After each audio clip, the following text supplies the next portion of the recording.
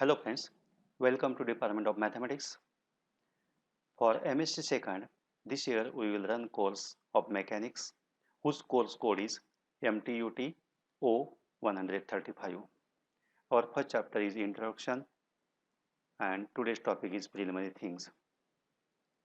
Now, what is origin of the mechanics? Mechanics is originated in ancient Greece in the writings of Archimedes and Aristotle.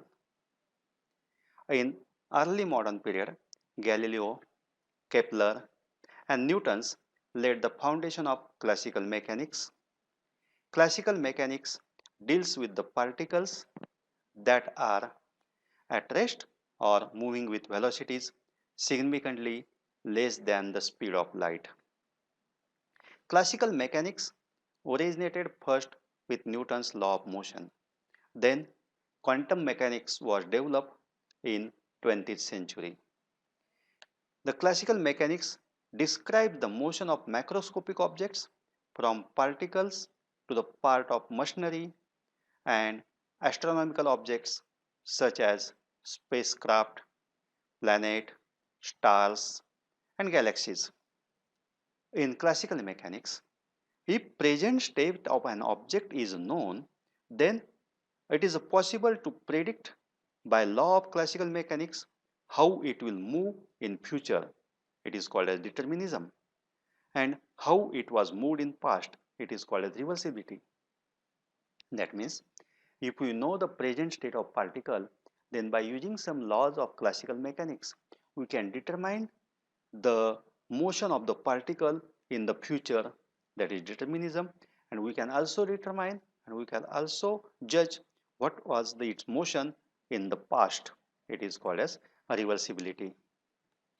The earliest development of classical mechanics is referred as Newtonian mechanics, and the classical mechanics provide extremely accurate results when studying large objects that are not extremely massive and speeds not approaching the speed of light. When the object have size about the size of an atom diameter, then we have to study quantum mechanics. Here in this class we will study only classical mechanics. Now what is the definition of mechanics? Mechanics is defined as the science describes and predicts the state of rest or motion of a particle and bodies under the effect of forces. It is divided into three parts, that is mechanics of rigid bodies, mechanics of deformable bodies, and mechanics of fluids. Mechanics of rigid bodies is further divided into two parts or two branches, one statics, that is bodies at rest, second dynamics, bodies in the motion or bodies which moves with constant velocity. Definition of statics. It is the branch of mechanics which deals with the particle and bodies at rest. Dynamics. It is the branch of mechanics which deals with the particles and bodies which are in motion. Dynamics is further subdivided into two branches, kinematics and kinetics. Kinematics, it is the study of particles and bodies without any reference of masses and effects of forces. Kinetics is the study of motion of a particle and bodies with reference to the masses and effect of forces. Now we will learn some fundamental concepts. Some basic concepts and principles. Space. It is a geometric region occupied by bodies whose positions are described by measurement relative to the reference coordinate system. That is the fundamental. The measurements may be linear or angular. Length. Length is required to locate the position of particle in space and therefore describe the size of a physical system. Time. It is the measure of succession of events play and is very important role in dynamics. Statics is time independent. Time concept is not considered in statics. Fourth concept, mass. Mass is defined as the matter contained in a body. It is measured in kilogram, that is the SI unit of the mass. Mass is also defined as a measure of inertia of a body which is a quantitative measure of a matter to change the velocity. Fifth concept, particle. It is a point-like object having no dimension and negligible mass. Sixth concept, rigid body. The body which doesn't deform under the action of forces is called as rigid body. The distance between any 2 points in rigid body remains fixed. For the force represents the action of one body on another. A force is completely represented by its magnitude, direction, and point of application. It is represented by a vector. Force is a vector quantity. Now some important remarks about the force. Often the nature of body on which the force acts is such that it is immaterial at what point of its line of action the force may act. Second, the direction of force can be shown by putting an arrowhead, forward arrow or backward arrow. The gravitational pull on a body or its weight may be regarded as a single vertical force acting through the definite point in body called its center of gravity. When the number of forces acting on rigid body keeps it at rest, then the forces are said to be in equilibrium. The line of action of the force is the infinite straight line along which the forces act.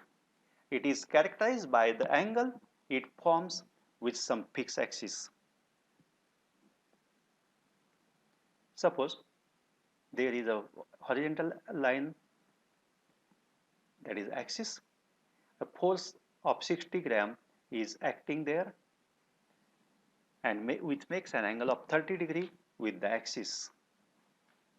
Then AF is a line of action. It is not finite, it is infinite. If a string AB is attached to a point B of a body and pulled, then the direction of string is the direction of pull or force. Suppose this is a body and string is attached to this point, B point, then direction of pull or direction of force is from A to B. The point B where the string is attached is the point of application of the force. The magnitude of the force is characterized by the certain number of units which we pull the string. Now kinds of forces. In statics, forces are of three different kinds. First, action and reaction. Second, tension and thrust. Third, attraction and repulsion. First force, attraction, action and reaction. If one body exerts a push or a pull on another body, then each body exerts a force on another body. The force exerted by one body on the second is called force of action, and at the same time the force exerted by second body on the first body is called as reaction. The forces of action and reaction between bodies is in contact have the same magnitude, same line of action and opposite sense. That is, action and reactions are equal in magnitude but opposite in direction. This is the Newton's third law of motion. Tension and thrust. If one end of the string is tied to any point and the other end of the string is pulled, the force known is as a tension or a pull. If a body is pushed by means of agency, then some force on the body is exerted through the agency, and that force is called as thrust or pull. For example, remark, in light weightless string, the tension is the same throughout its length. A light rod behaves like a light string. That means in light rod also, tension is the same throughout its length. Third type of force, attraction and repulsion. An attraction or repulsion is the force exerted by one body on another without any intervention of any visible instrument and without the bodies being necessarily in contact. When the bodies tend to approach each other, the force exerted is called as force of attraction. That is a force between unlike pole of magnets. The body attracts each other, these types of forces. When the bodies tend to repel each other, the force exerted is a force of repulsion. For example, force between like poles of the magnet. The force repels the two bodies away from each other. Vector. A physical quantity which requires magnitude as well as direction both for complete representation is called as a vector, and force is a vector quantity. Scalar. A physical quantity which requires only magnitude for complete representation is called as a scalar quantity. Any real number, either positive, negative or zero, is a scalar number. A vector is read by naming first its initial point and then its terminal point. For example, there is a force whose initial point is A and terminal point is B.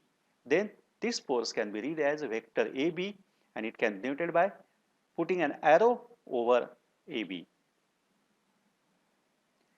Equality of two vectors. Two vectors are said to be equal if they have same magnitude and they are parallel to each other.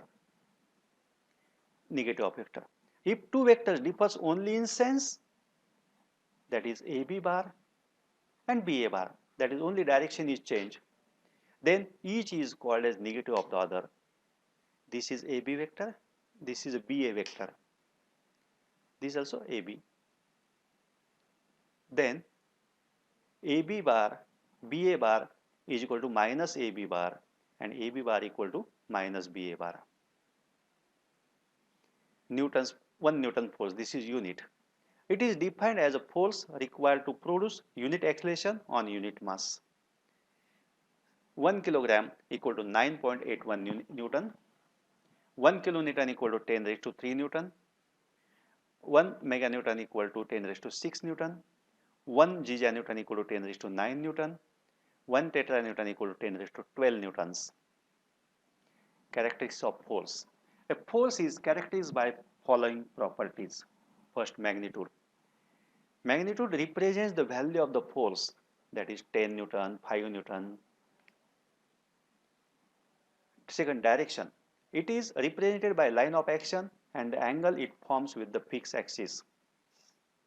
Suppose OX is a fixed axis and the vector makes an angle 30 degree with OX axis. Therefore, line of action is shown by this arrow. Nature of change. Nature of force is represented by an arrowhead. Generally, it is termed as push or pull. Any force which is acting towards the point is called as push. Suppose this is a point and a force is acting towards that point, then this type of force is called as push. Any force which is acting away from the point is called as pull. This is a point and force is acting away from the point. This type of force is called as pull. Fourth, point of application. It is the location of a point on the body where force is acting. Now, effects of forces. A force acting on a particle or a body may produce internal and external effects. Some of the effects of the forces are as follows. First, it may change state of particle or state of body. Second, it may produce deformation in non-rigid bodies. Third, it may produce rotational effect in the body. Rotation of a particle is not possible because for rotation two different points are required and 2 points are not present in a particle. That's why in particle rotation is not possible. Fourth effect, it may produce internal stress in the body. It may keep the system in stable state, that is called as equilibrium state. Now, system of force. When a single agency is acting on a particle, it is called as force. But when number of forces acting simultaneously, then the system so formed is called a system of forces. There are 7 different types of system of forces. Coplanar forces, non-coplanar forces, collinear forces, non-collinear forces, concurrent forces, non-concurrent forces, and parallel forces. Parallel forces are of 2 types, like parallel forces and unlike parallel forces. We will see one by one. Coplanar forces. The forces which are acting in the same plane are known as coplanar forces, or coplanar force system. Suppose this is a plane and these are the forces lying in this plane. Therefore, they are called as coplanar forces and system is called as coplanar force system. Second, non-coplanar force system. A force system in which the forces are acting in different planes is called as non-coplanar force system. Suppose these are different planes and this is a force in one plane, this is again in second plane, this vector is in third plane and this vector is in fourth plane. Therefore, these vectors are called as non-coplanar vectors. Note that when a force changes its plane, it has to pass through the space. Hence, non-coplanar forces are also called as space forces. Third type, collinear forces. The forces which are acting along the same straight line are called as coplanar forces. These types of forces are coplanar forces. Collinear forces. Collinear forces are acting along the same straight line. Non-collinear forces. The forces which are not acting along a straight line are called as non-collinear forces. Suppose these forces are not acting on a line, along a line, and hence they are non-collinear forces. Note that collinear forces are acting in a line and non-collinear forces are acting in different line of actions. Concurrent forces. The forces which are passing through a common point are known as concurrent forces. Suppose these forces, these are acting at a single point and hence these are called as coplanar forces and hence these are called as concurrent forces. Non-concurrent forces. The forces which are not acting from a common point are called as non-concurrent forces. These forces are called as non-concurrent forces. Parallel forces. The forces whose line of action are parallel to each other are known as parallel forces.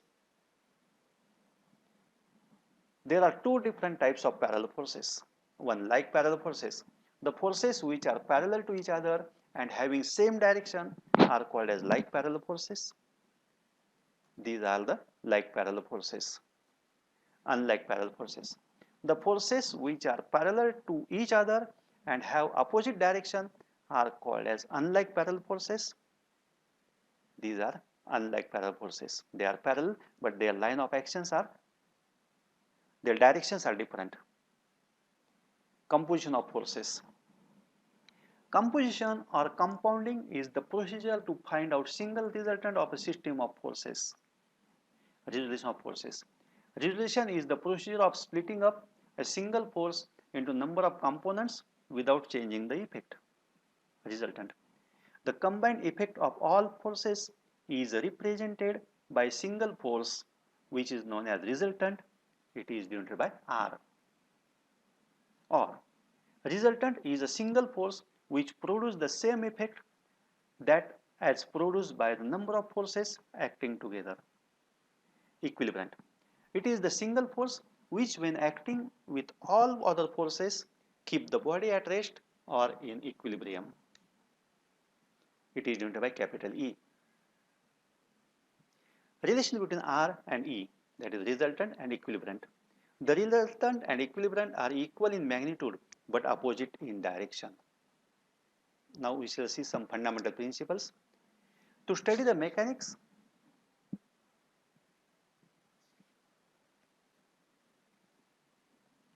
we must know the following fundamental principles. First, Newton's first law. Every body continues in its state of rest or uniform motion unless it is acted upon by some external agency of force system. Newton's second law. The rate of change of momentum is directly proportional to the impressed force and takes place in the direction of force. That is, mathematically Newton's second law can be stated as F equal to ma. Newton's third law. For every action, there is an equal and opposite reaction. Newton's law of gravitational attraction. This law states that two particles are mutually attracted with equal and opposite forces of magnitudes by formula F equal to capital G into capital M into small m divided by r square. F equal to GMM by r square, where capital M and small m are masses of the two particles, r is the distance between two particles, G is a constant of gravitation.